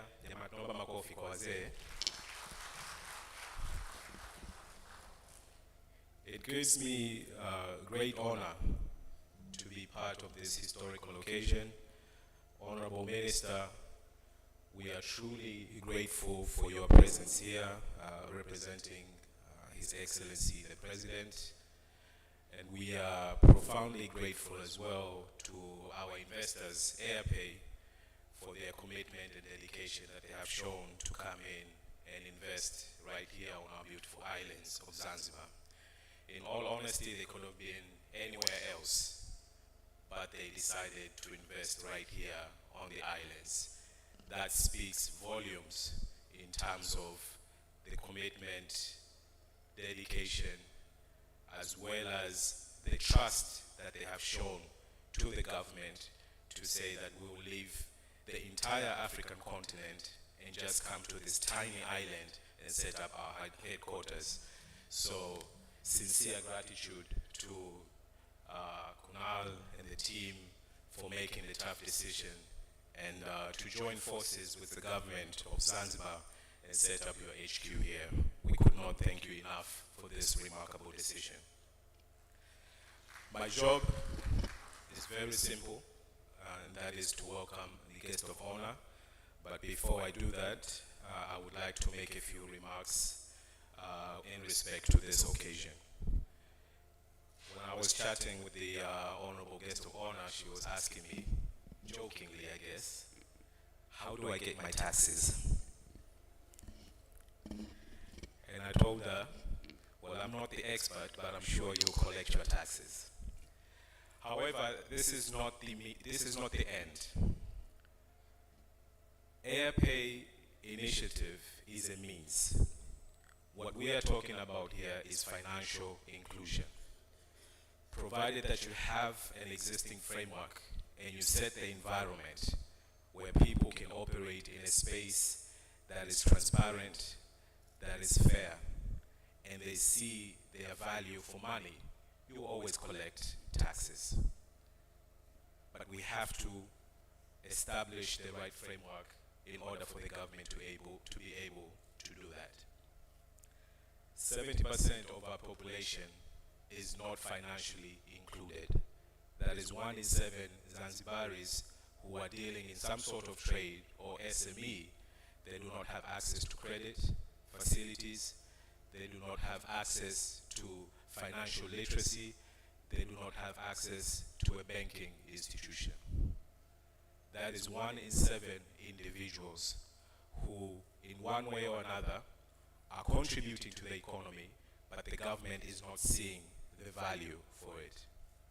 So if we, as a government, are serious about financial inclusion, then we have to start by looking at the broader framework of how we are bringing these people on board.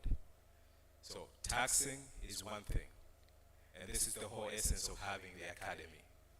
You want to provide financial literacy.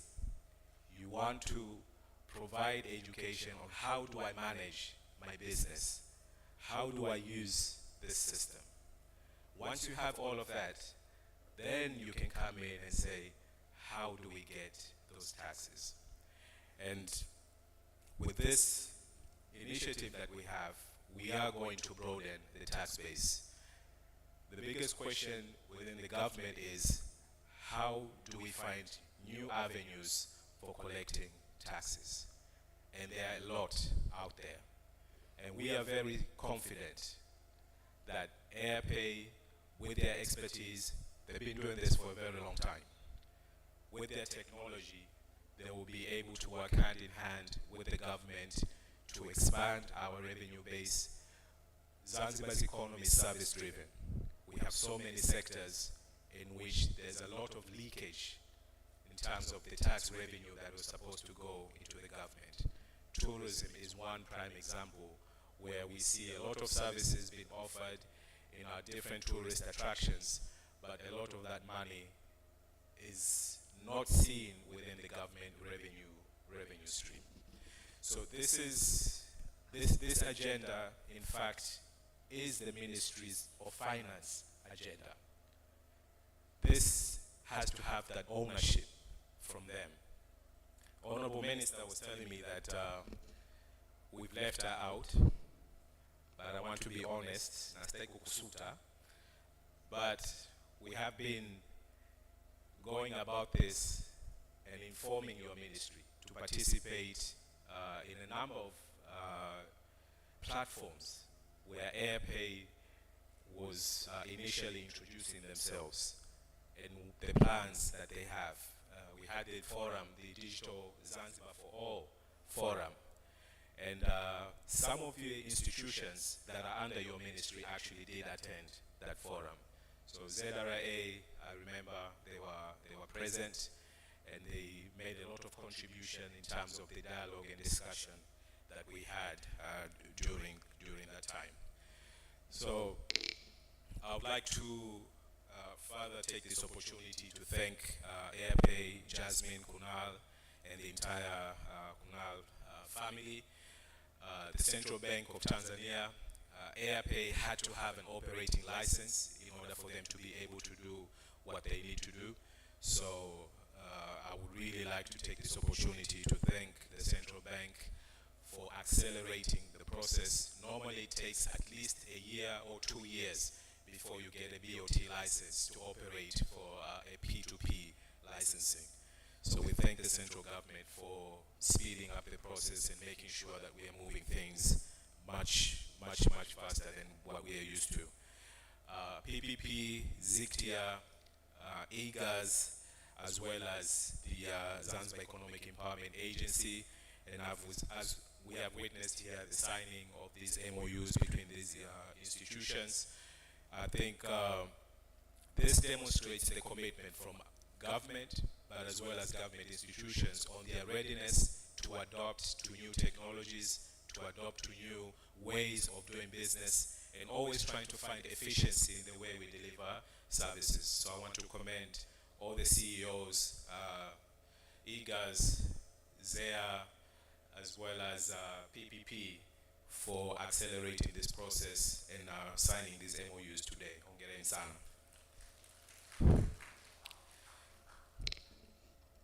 With AirPay, we are hoping to establish Zanzibar as a center for finance.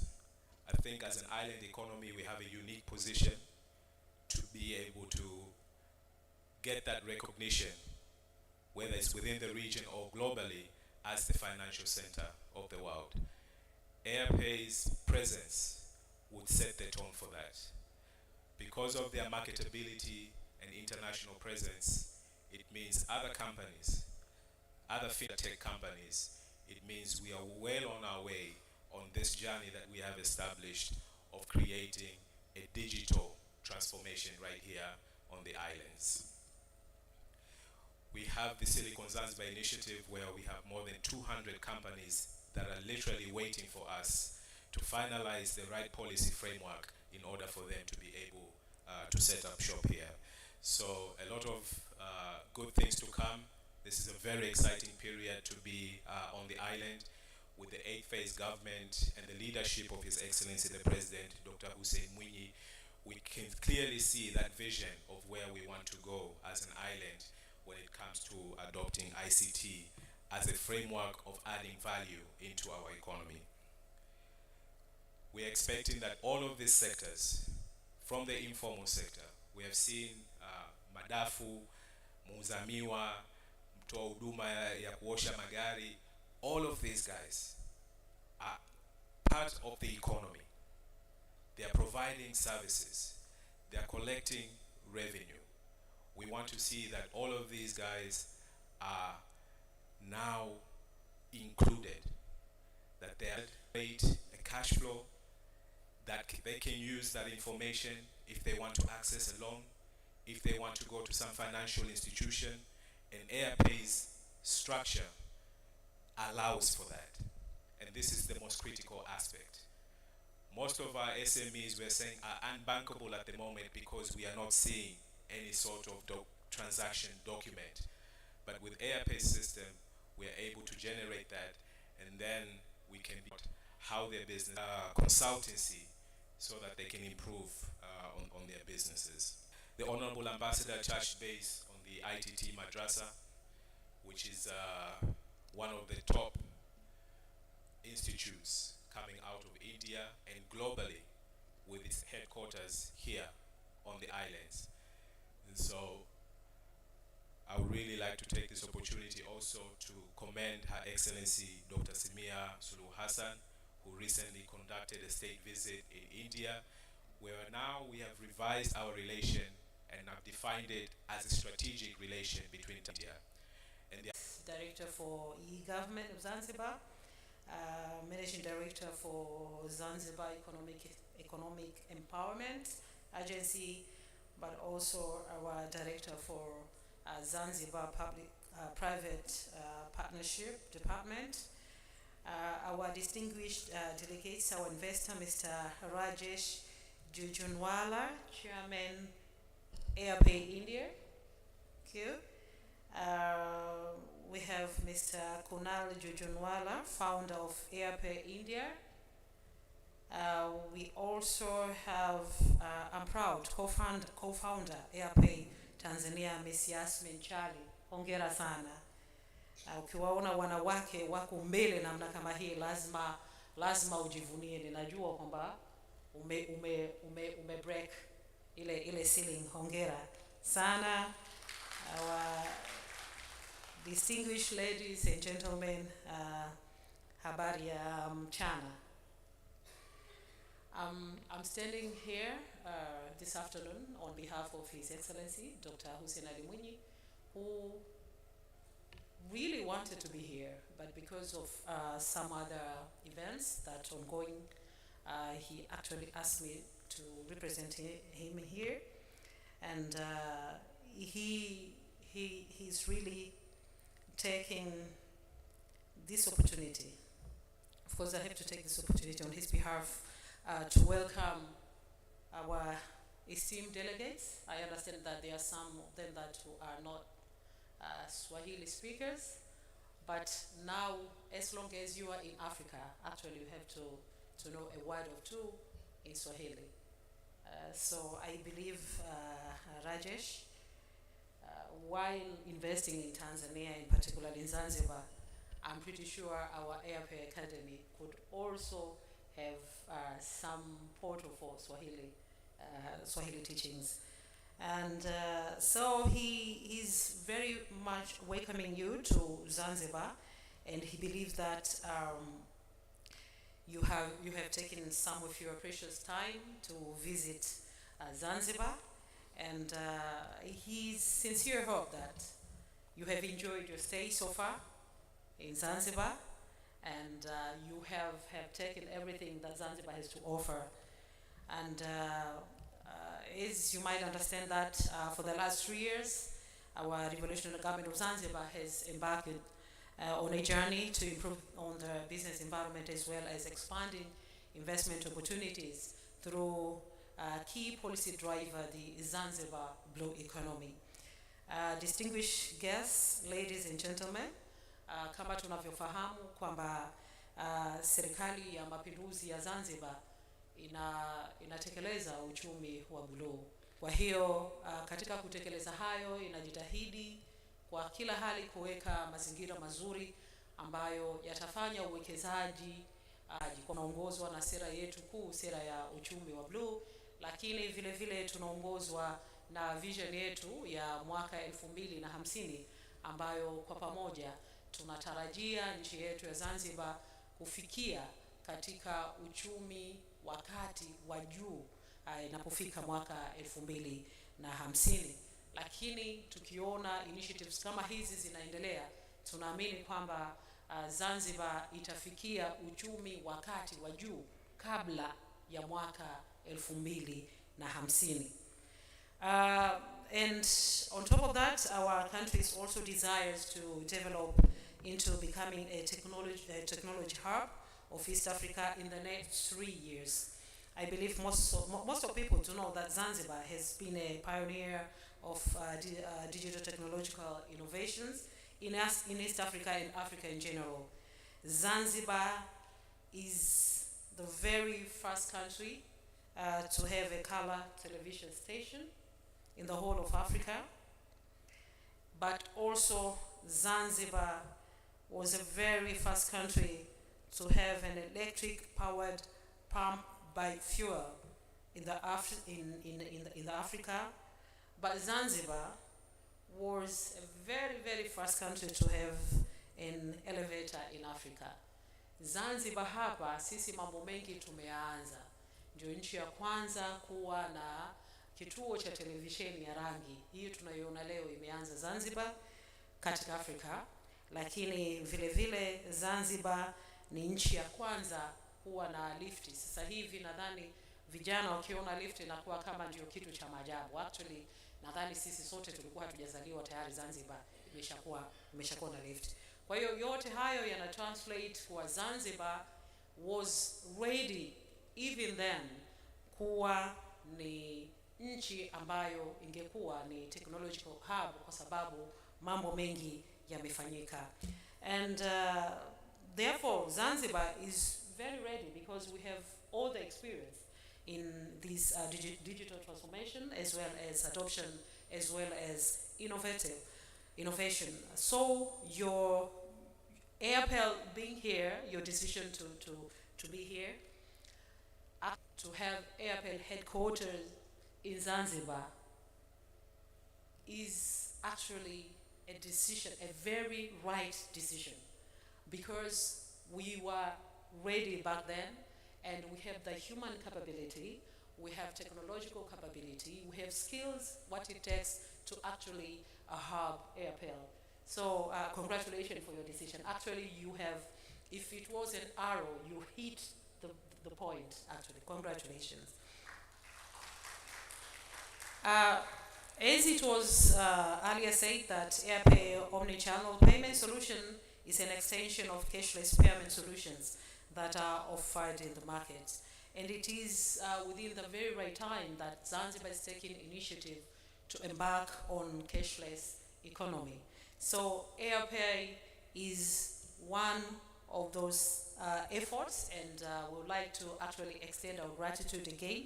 And we just want to ensure you that you are going to have a very conducive environment here in Zanzibar to implement what it takes in order to facilitate businesses as well as economic transactions here in Zanzibar. Our digital transformation agenda involves also formalization of all services into digital platform. The government wants to ensure you that by 2025, we'll be able to carry majority of our financial transactions through digital means. This not only will help to increase revenue collection, but also to expand our tax base to ensure that the government has more capacity to deliver services to its people. I congratulate AirPay for initiatives to work with some government entities to help to improve their infrastructure, such as data infrastructure, as this, along with many others, will be vital in our journey towards technological transformation. Hapa lazima niweke wazi, sasa hivi tunazo solutions nyingi digitally, lakini popote pale ambapo mimi ninamuona MD wetu wa IGAS, ninajua kwamba portal hii au digital means hii iko salama kabisa. Kwa hivyo tuna rely kwako wewe, na tukikuona umeingia na tuhakikisha kwamba hizo platforms zinakuwa salama. Na katika hatua hii nadhani tumekwenda hatua ya mbele zaidi, kwa sababu tumezoea IGAS ni mtu wetu sisi kama serikali, kwamba always kwamba tunapokuwa na mifumo, na hiyo ndio custodian ambayo amepewa yeye kwa mujibu wa sheria, kwamba tunapokuwa mifumo yetu ya kiserikali kwamba yeye ndio anaisimamia. Tumemzoea sana MD wetu wa IGAS kwenye ZANMALIPO, yani yeye ndio anafacilitate hiyo, amefacilitate ZANMALIPO. Lakini today tunaona kazi ya IGAS vile vile ina expand, kwa sababu AirPay inatengeneza hata muunganiko baina ya hata wafanya biashara wadogo, na vile vile tumeona vile vile huku tutakwenda vile vile kwa upande mwingine serikali, lakini tumeanzia huko. Kwa hiyo tunakushukuru, lakini kipekee naomba tumshukuru sana MD wetu wa wakala wa uwezeshaji wananchi, kwamba tunakutana nawe wakati wa kuestablish mikopo kwa wajasiriamali, lakini kumbe sasa tunakwenda katika hatua nyingine. Mikopo yetu tu haitokuwa ile ya kwenda kuhesabiana cash benki, lakini nataka kuhakikisha hata wajasiriamali wetu wanakuwa na fursa nzuri na wao kuwa wanafanya kazi kidijitali zaidi. Tunakushukuru sana kwa hatua hii, na vile vile tumekwenda kwenye hatua ya mbele zaidi. Tunamshukuru sana mkurugenzi wa PPP kwa kweli umetumia fursa hii vile vile kuweza kutengeneza hata ile portal ambayo nakushukuru na nakupongeza, kwa sababu kama nilivyosema inakuwa ni portal yetu ya kwanza ya PPP ambayo itakuwa inafanya kazi. Na kwenye eneo hili kiukweli tumekuwa na changamoto kubwa sana, kwamba mtu anaweza akawa na idea, maana wengi utawakuta wako Wizara ya Fedha, wameshazoea sijui kama mtu anakuja kuwekeza na kuweka Wizara ya Fedha. Lakini tunakuwa tunawaelekeza na walikuwa sababu hawafahamu. Lakini kwa portal hii nadhani utaratibu sasa ni kuweza ku-create awareness kwamba wadau wetu ambao ideas zipo, lakini where to put the ideas ndio inakuwa changamoto.